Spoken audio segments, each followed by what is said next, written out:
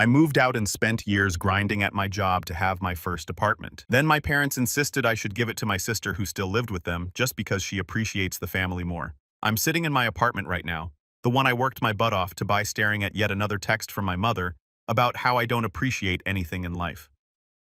The irony isn't lost on me. I'm being called ungrateful while sitting in the home I purchased with zero help from anyone after years of being told I'd never amount to anything. I'm James, 28 male, and apparently the family disappointment. My sister Sarah, 26 female, is the golden child who appreciates everything she's given and knows the value of family support.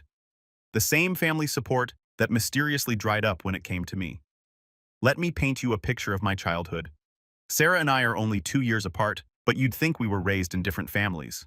When Sarah wanted piano lessons, our parents found the money. When I wanted to join the robotics club that had a $50 fee, suddenly we were going through a tough time financially. When Sarah graduated high school, they threw her a party with 100 guests. When I graduated as valedictorian, we went to Applebee's and I paid for my own meal because I had just gotten my first paycheck from my part-time job. The pattern continued through college. Sarah went to her dream school with parents covering what scholarships didn't. I went to community college for 2 years, then transferred to a state school working 3 jobs to pay my way through. Every family dinner I'd hear about how Sarah was making them so proud while I got lectures about how I needed to stop acting so superior and learn to be grateful for what I have. What I had was student loan debt and exhaustion. But I pushed through, got my degree in computer science, landed a job at a startup that actually went somewhere, saved every penny I could, lived with 4 roommates in a shoebox for 3 years, ate ramen more times than I care to remember. Meanwhile, Sarah moved back home after college rent-free while she figured things out. 2 years ago, I finally had enough for a down payment on a small 1-bedroom apartment in the city. Nothing fancy, 650 square feet. Needs some work, but it's mine. The day I closed, I stupidly thought my parents might actually be proud. Instead, my mother's first comment was, "Well, I hope you're grateful to have the opportunity to buy property. Not everyone is so lucky." Lucky, right? Because luck is what got me here. Not the 70-hour weeks and the side hustles and the nights I went to bed hungry so I could put another $100 in savings. Sarah's been figuring things out for 4 years now. She's had 6 different jobs, none lasting more than 6 months because they were toxic or didn't appreciate her value. She's currently unemployed again, posting inspirational quotes on Instagram about knowing your worth and gratitude journaling. Our parents pay her credit card bills and she drives their car. Last month, things started getting weird. Sarah began making comments about how cramped it is at our parents' house, how she's ready for independence, but the rental market is so unfair to people just starting out. Mind you, she's 26 and has never paid rent in her life. Then came dinner last Sunday. I should have known something was up when my mother actually cooked my favorite meal. Halfway through, she started her usual speech about gratitude, but this time with a twist. "James, we need to talk about your attitude," she said. "Your father and I are concerned about how ungrateful you've become." I set down my fork. Ungrateful for what exactly? For everything. For the life you have. The opportunities you've been given. What opportunities I interrupted. The opportunity to work 3 jobs through college. The opportunity to be told I'm not grateful enough while I pay my own way through life. My father jumped in. "See, this is exactly what we mean. That tone, that superiority. Your sister would never speak to us like this." Sarah sat there doing her best impression of a saint, nodding along with practiced sadness in her eyes. "Sarah appreciates what she has," my mother continued. "She's grateful for our support. She understands the value of family." "I understand the value of family," I said. "I just don't understand why that value only flows one direction." That's when Sarah spoke up, voice soft and wounded. "I've been thinking about getting my own place, but it's just so hard out there. The deposits, the credit checks, the proof of income." She sighed dramatically. "I was looking at apartments like yours, James. Just a small place, nothing fancy. It must be so nice to have that security." My mother reached over and patted her hand. "It's disgusting how landlords take advantage of young people trying to get started." Meanwhile, Sarah continued, "There's James with a whole apartment all to himself. More space than one person needs." Really. The room went quiet. I looked between the 3 of them, waiting for someone to laugh to indicate this was some kind of joke. Nobody did. "Are you seriously suggesting I should give Sarah my apartment?" I asked. "Not give," my mother said quickly, "but maybe share or help her out. Family helps family, James.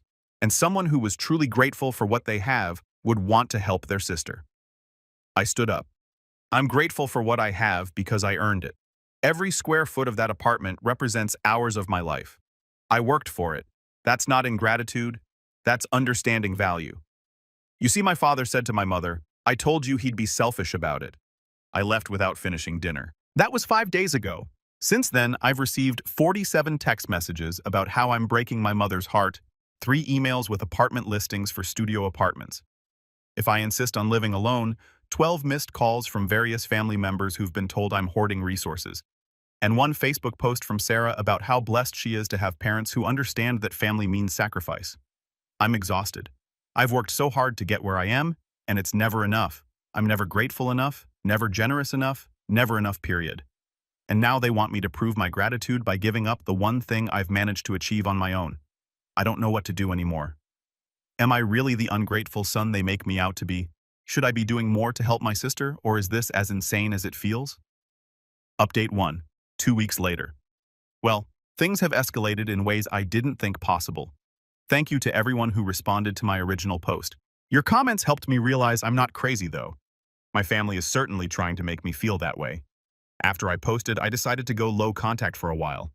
I needed space to think without the constant barrage of guilt. That lasted exactly 3 days before Sarah showed up at my apartment building. She was standing outside when I got home from work holding a coffee and looking like butter wouldn't melt in her mouth. Hey, big brother, she said. I thought we should talk, just the two of us. Against my better judgment, I let her in. She made a big show of looking around, commenting on everything. Oh, this is nice. So much natural light. Is that a dishwasher? Mom and Dad's dishwasher has been broken for months. And look at all this closet space. She settled onto my couch like she owned it. I wanted to apologize for dinner. I didn't mean for things to get so tense. Really, I said. Because it seemed pretty orchestrated to me. She gave me this wounded look she's perfected over the years. James, I'm hurt. You'd think that. I was just sharing my feelings. Is it wrong to want independence? To want what you have, what I have, I worked for? I know that she said, though her tone suggested otherwise. But you have to admit you had advantages I didn't. I nearly choked on my water. What advantages? You're a man, for one. It's easier for men in tech. And you were always naturally good at school. I had to work harder just to pass. Sarah, you had Mom and Dad pay for tutors. I taught myself from library books. She waved this away. That's not the point. The point is we both want to be independent, but the system is rigged against people like me, creative types, empaths. We don't fit into the corporate machine like you do. So get a job that pays the bills while you pursue your creative interests on the side. That's what most people do. Her face scrunched up. That's so limiting. I shouldn't have to sacrifice my authenticity just to survive. That's what's wrong with society. People like you just accept it instead of demanding better. People like me. People who've forgotten what it's like to struggle. Who hoard resources instead of sharing with those who need them. I haven't forgotten anything. I remember every double shift, every skipped meal, every God. You're so dramatic, she interrupted. Poor James had to work for things. Meanwhile, I'm literally homeless. You live with our parents rent-free. That's basically homeless for someone my age. Do you know how humiliating it is to bring dates back to my childhood bedroom, to have Mom commenting on my life choices every day? You escaped. You got out. And now you want to keep me trapped there. She stayed another hour, alternating between guilt trips and thinly veiled threats. How concerned our parents were about my mental health and my inability to maintain family relationships. How they were thinking about getting me help for my hoarding tendencies and antisocial behavior. After she left, I installed a Ring doorbell. That was Monday. By Wednesday, the campaign had intensified.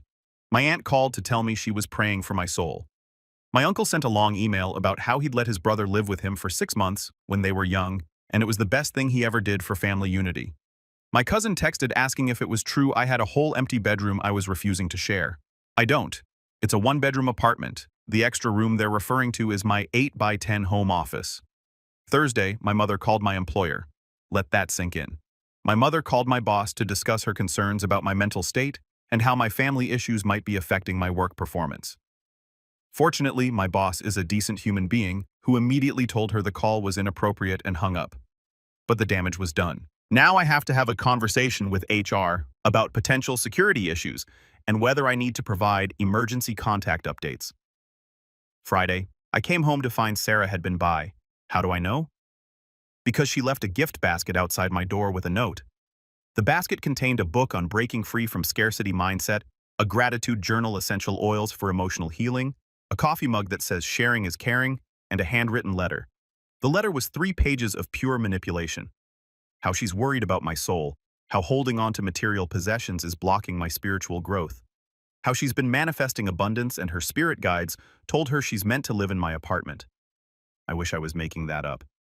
She ended with, "I've already started packing because I believe in the power of positive thinking. I know your heart will open soon. I'm ready to move in whenever you're ready to share." I'd be so grateful, unlike some people who take their blessings for granted. I took photos of everything and saved the letter. Something tells me I'm going to need documentation. The weekend brought a new development. My parents invited themselves over for coffee. They wanted to see the space to better understand the situation. I declined. This led to my mother showing up anyway, buzzing every apartment until someone let her in. "I just want to understand why you're being so stubborn," she said through my door. "Sarah would appreciate this place.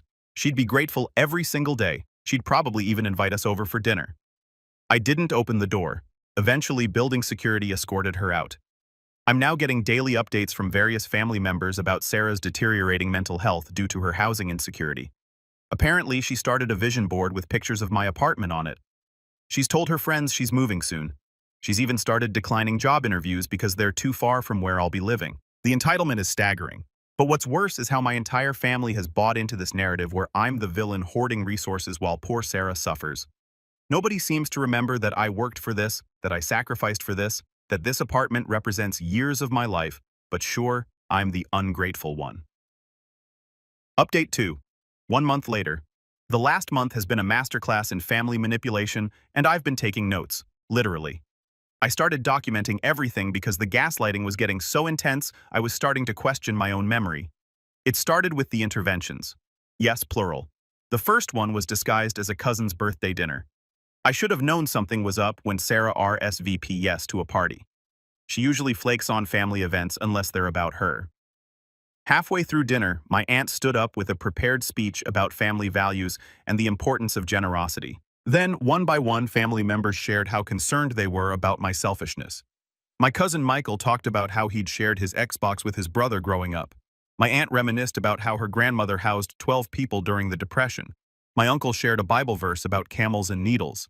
Sarah sat there with tears rolling down her cheeks, occasionally whispering, "I just want to be independent," to whoever was sitting next to her. When it was my turn to speak, I said, "This isn't about sharing toys or temporary hardship. This is about my home, the apartment I bought with money I earned. If Sarah wants independence, she can achieve it the same way I did by working for it." "But the market is different now," Sarah wailed. "It's impossible for people like me." "People like you," I asked. "Creatives, empaths, people who prioritize meaning over money." My mother nodded sympathetically. "She's right, James. Your generation had it easier. I'm 2 years older than her." The dinner devolved from there. I left early, but not before my uncle cornered me to say he was disappointed, and that my grandparents would be rolling in their graves at my selfishness. The second intervention was more subtle. My father asked me to help him move some furniture. When I arrived, it was just him, my mother, and Sarah in an empty room. They'd rehearsed this one. "Son," my father started. "We've failed you somehow. We must have for you to turn out so cold." My mother dabbed at her eyes. "Where did we go wrong?" "We tried to raise both our children with values," Sarah chimed in. "I don't blame you, Mom. Some people are just born without natural empathy. It's not your fault. James is." She trailed off delicately. "Is what I demanded." "Different," she said softly. "Unable to feel what others feel. It's actually sad. I feel sorry for you, James. Living alone in that apartment, no real connections, hoarding your resources like some kind of dragon." I walked out, but the seed was planted. Was there something wrong with me? Was I really the cold, unfeeling person they painted me as? Then came the social media campaign. Sarah started posting daily pictures of her cramped childhood bedroom with captions like, "Grateful for any roof over my head," "Folded hands, blessed family first." Photos of apartment listings with one day glowing star manifesting independence, grateful heart. Inspirational quotes about how the universe provides for grateful hearts and those who share receive abundance tenfold. My mother shared every post with comments like, "So proud of your grateful heart, sweetie, and your positive attitude inspires me daily." Other relatives piled on with hearts and prayer hands emojis. Then Sarah escalated. She started a GoFundMe. Help a grateful heart find housing, the title read. In the description, she painted herself as a struggling creative who'd been let down by the system and was just looking for a chance to prove herself. She mentioned having a brother who was successful in tech but was unable to help due to his own struggles with empathy and connection. She raised $3,000 in 2 weeks from my own relatives. When I confronted my parents about it, my mother said, "Well, if you won't help her, what choice does she have? At least other people understand gratitude." The parking started 2 weeks ago. Sarah would park outside my building and just sit there. Sometimes she'd be on her phone, sometimes reading, sometimes just staring at my window. When I confronted her, she said she was visualizing her future and I couldn't police where she parked on public streets. Building management said they couldn't do anything unless she tried to enter the building, so she got smarter. She started timing when residents would go in and out, slipping in behind them. She'd wander the halls, knock on my door, just to chat, leave little notes and gifts. The gifts got progressively weirder. A key holder shaped like a house with "home" is where the heart is engraved on it. A doormat that said, "Welcome to our home." A plant with a note to help our apartment feel more alive. A copy of her apartment key from our parents' house with a sticky note in case you want to see how the other half lives. Last week I found out she'd contacted my landlord. Pretended to be my girlfriend who'd lost her key trying to get a copy made. Fortunately, my landlord called me to verify, but it was close. Then came the nuclear option. My parents called to inform me they were updating their will. Previously, everything was to be split 50-50 between Sarah and me. Now, because of my clear financial success and Sarah's ongoing struggles, they felt it was only fair to leave everything to her. "You already have an apartment," my father said. "Sarah has nothing. This will even things out." Besides, my mother added, "You've made it clear you don't need family support, so why would you need an inheritance?" The subtext was obvious. Give Sarah the apartment or lose your inheritance. The thing is, I never counted on an inheritance anyway. I've built my life assuming I'd get nothing from them because that's what I've always gotten. But Sarah knew exactly what she was doing. That night she texted, "I hope you know I tried to talk them out of changing the will. I told them it wasn't fair to you, but they said you've made your choice. It's not too late to fix this. You know we could be roommates. Wouldn't that be fun?" I promise I'd be the most grateful roommate ever. I didn't respond. But I did call a lawyer. The harassment has escalated. Daily texts from family members. Sarah started telling people we've agreed to a trial period of her living with me. My mother told her book club I'm coming around and will do the right thing soon. I've had relatives I haven't spoken to in years reaching out to congratulate me on finally showing family values. Meanwhile, I've installed extra lock security cameras and started the process of getting a restraining order. The lawyer says I have a strong case, especially with all the documentation.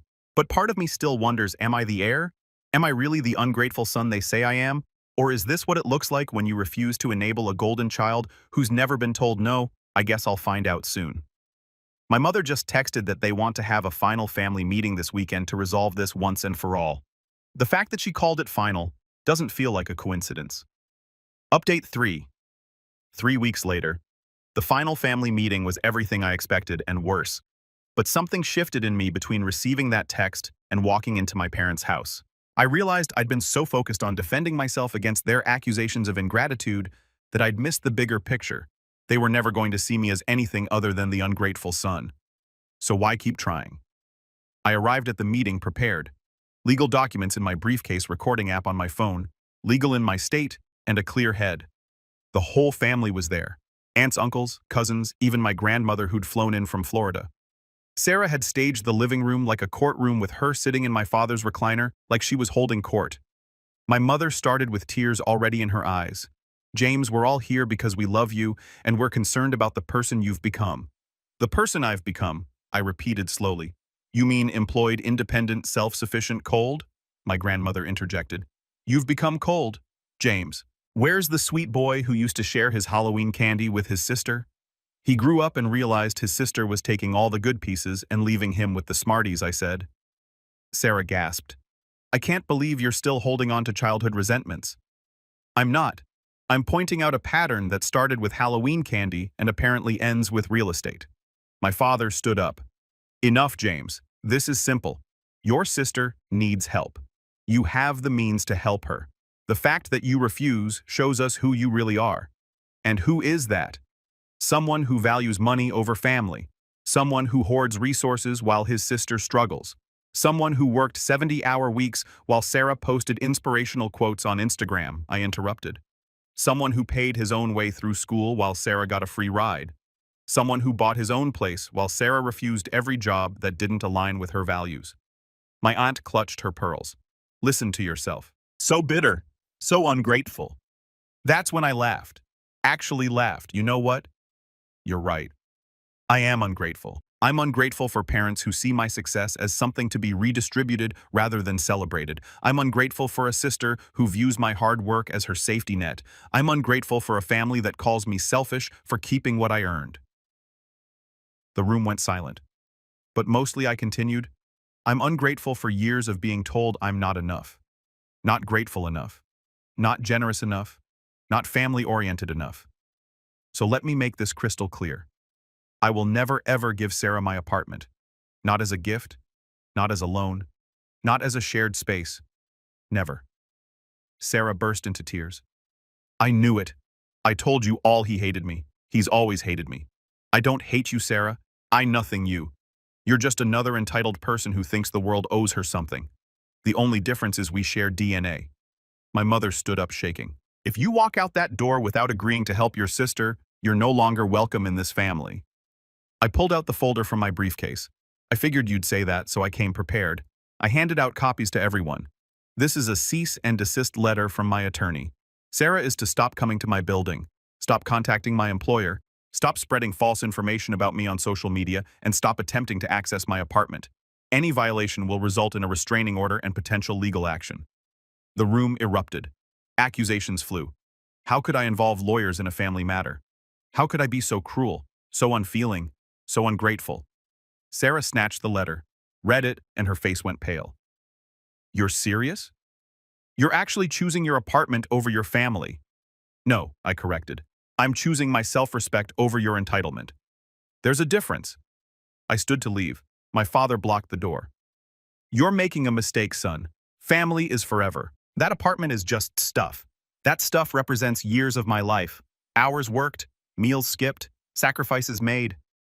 If family is forever, where was that family when I was struggling? Where was that family when I needed help? Oh, right, they were too busy making sure Sarah had everything she needed. We did our best, my mother wailed. No, you did your best for Sarah. For me, you did the minimum, and now you want me to be grateful for that. Fine, thank you for the minimum. Thank you for teaching me to rely on myself. Thank you for showing me that family love comes with conditions and price tags. I'm grateful for all of it because it made me who I am, someone who doesn't need you. I pushed past my father and left. Behind me, I could hear Sarah screaming about how I was ruining her life and my mother sobbing about where she went wrong. My phone started buzzing before I even reached my car. Texts, calls, voicemails, I turned it off. That was 3 weeks ago. Since then, Sarah violated the cease and desist within 48 hours by showing up at my building. I called the police. She was issued a warning. She violated it again by having flying monkeys contact my employer. I filed for a restraining order. It was granted. My parents officially disinherited me and sent a formal letter stating I was no longer part of the family. I framed it. Various relatives have reached out to tell me I'll regret this when my parents are gone. I asked them where this concern for regret was when I was working 3 jobs to pay for college. Sarah started a new GoFundMe, claiming she was escaping an abusive situation and needed funds for housing. It was taken down after I provided evidence of her harassment, as she's now living with our aunt, who's already complaining on Facebook about Sarah's temporary stay extending indefinitely. I've changed my locks, upgraded my security system, and started therapy to deal with a lifetime of gaslighting I apparently normalized. My therapist says I'm not ungrateful. I'm just done. Done trying to earn love that should be freely given. Done being the scapegoat for Sarah's failures. Done apologizing for my success. My apartment is peaceful now. No surprise visitors, no manipulation disguised as concern, no guilt trips over Sunday dinner, just me, my space, and the satisfaction of knowing I earned every square foot of it. I've started reaching out to friends I distanced myself from because my family didn't approve. I'm dating someone new who can't believe my family expected me to give away my home. I'm even considering a promotion that would require relocation, something I never would have considered before because family stays close. The other day, I ran into a mutual friend who'd heard Sarah's version of events. Is it true you made your sister homeless? She asked, eyes wide with judgment. No, I said simply. I just stopped being her safety net. She's an adult with parents who coddle her relatives who fund her and a college degree she refuses to use. If that equals homelessness, that's a choice she's making. But she's your sister, and I'm her brother. Funny how that relationship only goes one way. The friend huffed and walked away, probably to report back to Sarah. I don't care. I'm done caring what they think. Done defending myself. Done trying to prove I'm grateful enough. Because here's what I've learned. They don't want my gratitude. They want my submission. They want me to be grateful for the scraps while Sarah gets the feast. They want me to work hard so Sarah doesn't have to. They want me to achieve so Sarah has something to claim. Well, they can want all they like. This ungrateful son is done giving. My apartment is small, but it's mine. My family is gone, but they were never really mine anyway. My future is uncertain, but for the first time, it's actually mine to decide. And for that, I'm genuinely, authentically, unapologetically grateful. Final update. 3 months later. I wasn't planning to update again, but something happened yesterday that felt like the universe's way of saying, you made the right choice. So here we are. First, let me catch you up on the last 3 months. Life without my family's constant criticism has been enlightening. I didn't realize how much energy I was spending defending myself until I stopped. My work performance improved so much I got promoted. My anxiety, which I'd attributed to work stress, virtually disappeared. Turns out it was family stress all along. Sarah, from what I hear through the grapevine, has been kicked out of 3 relatives' homes. The pattern is always the same. She moves in temporarily, refuses to contribute or follow house rules, creates drama, and gets asked to leave. She's currently couch surfing and telling anyone who listens that I ruined her life by being too selfish to share. My parents sold their house. Apparently supporting Sarah's lifestyle while retired wasn't sustainable. They're now in a small apartment, still funding her daily Starbucks and yoga classes, still convinced she just needs the right opportunity. They've told everyone they downsized by choice to simplify their lives, not because their golden child bled them dry. I know all this, not because I've been in contact, but because relatives periodically reach out to update me, always ending with some variation of, "Don't you feel guilty?" "No, I don't. I feel free." But yesterday was chef's kiss perfect. I was having lunch at a cafe near my office when I heard a familiar voice. Sarah at the table behind me on what was clearly a job interview. I kept my back turned and listened. "I'm just looking for a company that values authenticity," she was saying. My last few positions weren't good fits because they expected me to compromise my values for corporate profit. The interviewer asked about her work history, noting the gaps. "Oh, I've been dealing with some family trauma," Sarah said, her voice dripping with practiced sorrow. "My brother? He's in tech, very successful. He basically made me homeless. I've been focused on healing and gratitude work, but I'm ready to channel that pain into productivity."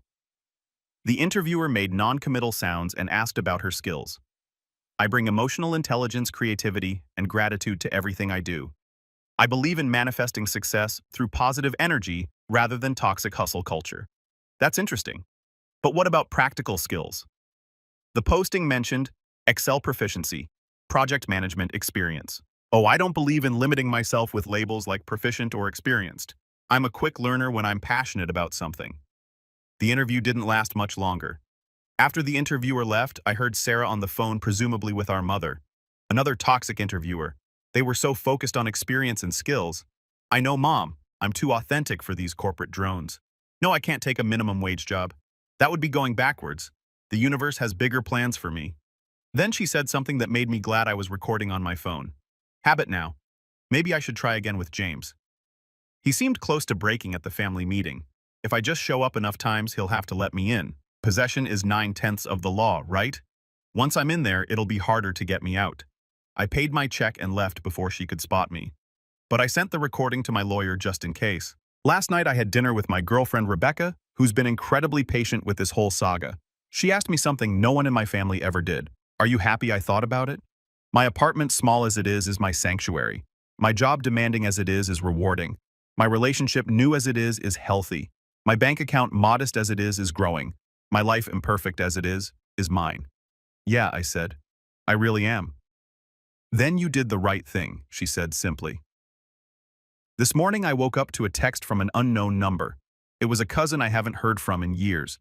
"Hey James, heard about everything with Sarah. Same thing happened with my brother 10 years ago. Parents enabled him until they couldn't anymore." I walked away. Best decision ever. Proud of you. Turns out there's a whole underground network of black sheep who've escaped family dysfunction. We're planning to meet up next week. The Ungrateful Kids Club, we're calling it. I still get moments of doubt when I see happy families on social media, when coworkers talk about Sunday dinners with their parents, when I realize I'll probably never meet my future nieces or nephews. But then I remember the family I lost wasn't the family in those pictures. It was a family that saw me as a resource, not a person. Sarah's still out there, probably at another cafe manifesting an apartment she'll never work for. My parents are still enabling, still wondering where they went wrong with me while blind to where they went wrong with her. The relatives are still gossiping, still judging, still waiting for me to come to my senses. And me, I'm still here, still working, still building, still grateful, just not for the things they wanted me to be grateful for. I'm grateful I learned early that love shouldn't come with a price tag. I'm grateful I discovered the difference between family and relatives. I'm grateful I chose myself when no one else would. Most of all, I'm grateful for that tiny apartment that started this whole war. It's more than just 650 square feet. It's proof that I can take care of myself, that I don't need their approval, that I'm enough just as I am. So, to anyone reading this who's being called selfish for protecting what they've earned, ungrateful for wanting boundaries, or cold for refusing to enable, you're not crazy. You're not mean. You're not broken. You're just done. And that's okay. In fact, it's more than okay. It's necessary. Trust me. From one ungrateful child to another, the view from the other side is worth it.